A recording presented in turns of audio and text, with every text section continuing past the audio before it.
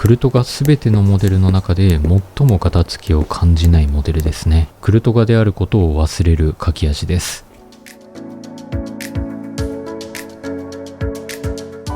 クルトガで初のフルメタルボディの高級モデルが登場します。その名もクルトガメタルモデル。お値段税込み2750円。三菱鉛筆のプレスリリースによると4月22日に発売されるとのことです。こちら発売前の商品なんですが、この商品を広めてほしいということで、今回はプロモーション動画にはなるんですが、徹底レビューしていこうと思います。超大手の文房具メーカー三菱鉛筆さんからの提供なので、正直驚いております。案件ですが、いいところしか言わないのは動画として価値がないと思っています。いまいちだと思ったところは正直に言っても OK という条件で動画を作っています。なのでいつも通りのテンションで気になった点も包み隠さず徹底的にレビューしていきます。それから三菱鉛筆さんの方でも特設ページを作ってもらいました。クルトガの歴史から僕の動画制作の秘話とかいろいろとお話ししているので、よければそちらも覗いていってみてください。概要欄にリンクを貼っておきます。それではやっていきましょう。クルトガについて簡単に解説しながら、こちらのメタルモデルの立ち位置について解説をしていこうと思います。クルトガは一角一角書くごとに芯が回転して、常に芯を尖らせながら書くことができる画期的なシャーペンでございます。時を遡ること2008年、クルトガで最初のモデルであるスタンダードモデルが誕生しました。その後、クルトガダイブとかクルトガアドバンスとか様々なモデルが登場しているんですけれども、去年歴史の転換点ともいえる出来事が起こりました。それがクルトガ KS モデルの発売です。これは初代スタンダードモデルの改良版という位置づけになっていまして、新しいエンジンを搭載することでガタつきを小さくした現代のスタンダードモデルとなっています。で、今回新たに誕生するクルトガのメタルモデルは KS モデルの上位版という位置づけです。クルトガダイブみたいな自動振出し機構は搭載されていないんですけれども、純粋なクルトガとしての機能の中では最高級のモデルとなっています。3色全部提供してもらったので、全部開封をしていこうと思います。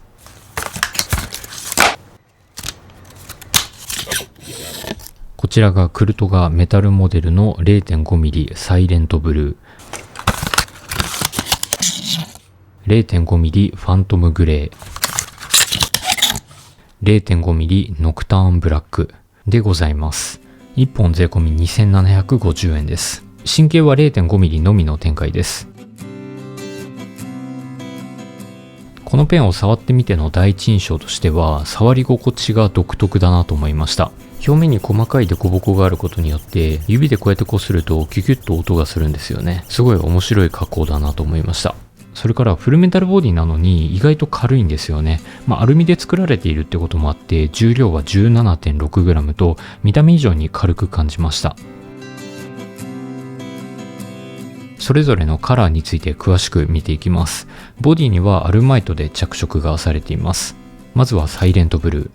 こちらは静かで穏やかな海をイメージしたカラーとなっています。こちらのサイレントブルーは思ったよりも鮮やかなブルーっていう感じですね。好みの問題だとは思いますが、個人的には KS モデルのネイビーみたいな、少し暗めな色の方がメタルモデルには合ってたんじゃないかなと思います。続いてこちらがファントムグレーでございます。こちらが一番メタリック感があるカラーで、ちょっと大人な印象を感じます。霧がかった幻想的な朝の森をイメージした軸色ということで、やや緑みのある色となっています。グレーでもいろんな色味があるんですけれども、MacBook とか iPhone のグレーと比較するとちょっと緑みのあるカラーなんですよね。個人的にはもう少し緑みがない方がガジェットとかとは合わせやすかったかなと思うんですけれども、でも単体で見るとかっこいいカラーだなと思います。続いてノクターンブラック。こちらは静寂に包まれた夜空をイメージしたカラーとなっています。一番癖のない純粋な黒で、使いやすいカラーだなと思いました。今回のメタルモデルの個人的に最も衝撃的だと思ったポイントは、クルトガの全てのモデルの中で最もガタつきを感じないモデルとなっているというところです。実際に書いてみると、あれこれクルトガだっけと、本当に忘れてしまうぐらいのレベルです。中に搭載されているエンジンはクルトガの KS モデルと全く同じエンジンなんですよね。クルトガの KS モデルもガタつきが結構小さくて驚いたんですけれども、こちらのメタルモデルは KS モデルよりもさらにガタつきを感じにくくなっています。どうしてこんなにガタつきを感じにくいのかというと、先端に搭載されたニブダンパーというパーツに秘密があるからです。口金にくっついているこの黒い小さい樹脂パーツがニブダンパーと呼ばれるパーツです。ペン先が沈むと黒い樹脂も連動して動いていますよね。このニブダンパーの樹脂パーツと黒い口金の間にグリス、いわゆる油が入っています。で、そのグリスがペン先のガタつきをしとーっと吸収してくれるんですよね。そうすることでクルトガ特有のカチャカチャというガタつきをなくした、そんな工夫がされています。クルトガの KS モデルと同じエンジンが搭載されているということで、沈み込みの大きさは変わらないんですよね。なんですけれども、先端に搭載されているニブダンパーが指に伝わるガタつきのこの衝撃を分散させることで、より滑らかな書き味を実現しているというわけです。クルトガの KS モデルでは結構カチャカチャとした筆記音が気になったんですけれども、クルトガのメタルモデルではこのカチャカチャ音というのがほとんどしなくなりました。なので耳で聞いてもガタつきが小さくなったっていうのがわかりますね。正直このニブダンパーはよく思いついたなと思いますね。クルトガダイブの時もそうだったんですけれども、従来のクルトガの技術を応用して誰もが思いつかないような新しい技術を搭載するというところが三菱鉛筆の変態さというか面白いところだなと思いました。それではデザインについて詳しく見ていきましょう。まずはボディを見ていこうと思うんですけれども、表面にはブラスト加工が施されています。これは細かい砂を高速で当てることでマットな質感にするっていう加工ですね。で、さらに横方向には細かい引き目加工が施されています。で、正面のところには窓が開いてて、ここでクルトガエンジンの回転を見ることができます。それからグリップを見ていきます。グリップの部分はこのようにボディとは別パーツになっています。このグリップの部分は上のボディよりもより強いブラスト加工が施されています。それからより深い引き目加工が等間隔に施されていることで、それによってグリップ力を向上させています。正直この上のボディの加工だけでも十分引っかかりを感じられたんですけれども、グリップの部分はさらに滑らないようになっているので、見た目以上にグリップ力を感じられる、そんなシャーペンですね。それからグリップとボディのこの継ぎ目の部分が等間隔に施された深い引き目の延長線上にあるということで、継ぎ目がほとんど目立たないんですよね。それによってすごい一体感の感じるデザインになっているなと思いました。ちなみにグリップと軸の継ぎ目のところにはオーリングと呼ばれる黒い輪ゴムのようなものが巻かれているので、勝手にネジが緩みにくいようになっています。口金は真鍮でできております。クルトガの KS モデルの形状と少し似ていますね。で、口金を分解してみると、ここにもオーリングが施されていて、勝手に緩まないようになっています。中の白い新タンクは樹脂製です。KS モデルと同じエンジンを使用しているということで、ここら辺は KS と同じですね。で、シルバーのペン先を開けると、これは真鍮製のチャックが見えます。これ以上の分解はちょっと素人じゃできないかなと思いますね。こちらのクリップはクルトガダイブの DNA を引き継いだデザインの金属製のクリップとなっています。先端は尖っているので指に当たると結構痛いんですけれども、クリップがかなり短く作られているので、書いてる時にクリップが勝手に指に当たってしまうっていう心配はないかなと思います。それからノックキャップの天井を見ていくと、ここにはパンチング加工というのが施されています。クルトガアドバンスのアップグレードモデルにも同じキャップが使われています。メタルモデルらしいかっこいいキャップですよね。ノック感としてはクルトガの中ではかなりノックのしごたえがあるノック感だなと思います。クルトガの KS モデルと比べても少し硬めなノック感なんですよね。クルトガのノック感って結構柔らかいノック感っていう印象だったんですけれども、今回のメタルモデルはメタルモデル専用の部材を使うことで、これまでのクルトガの中でもしっかりとしたノック感となっています。かなり細かい部分なんですけれども、こういうところも設計者のこだわりを感じますよね。消しゴムは他のモデルでも採用されているものと同じものが使われています。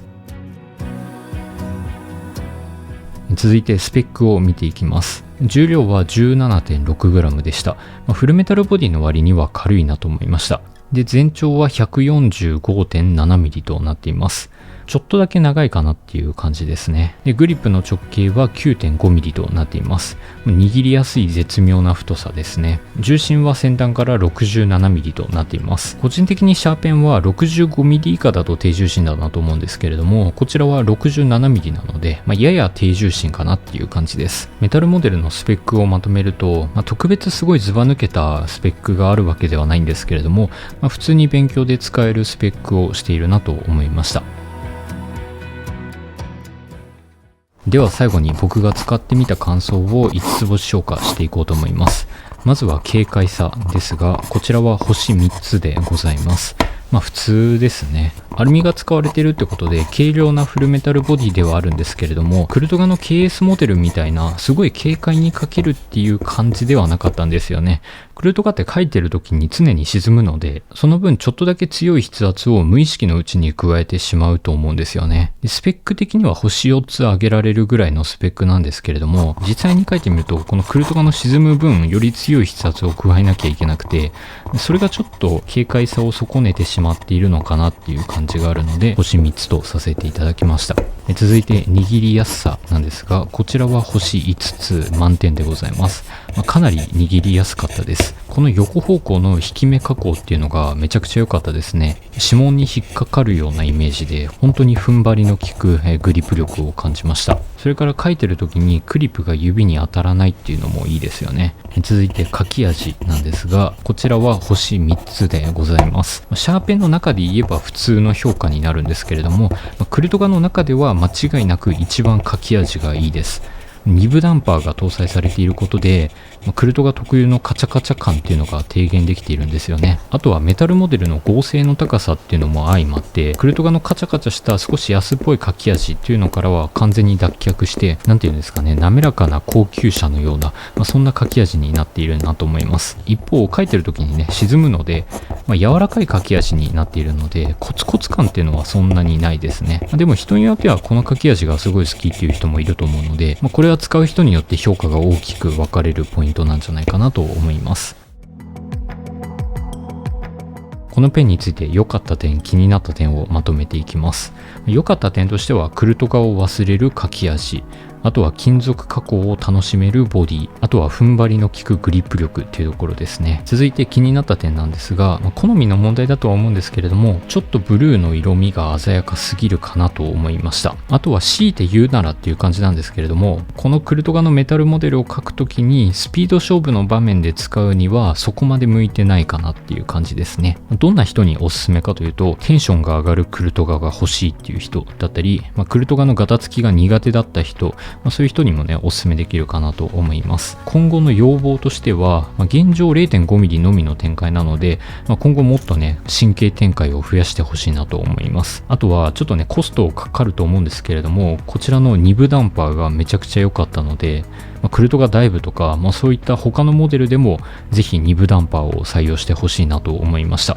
今後のクルトガの展開がすごい楽しみだなと思います。今回の紹介は以上となります。ではまたお会いしましょう。ご視聴ありがとうございました。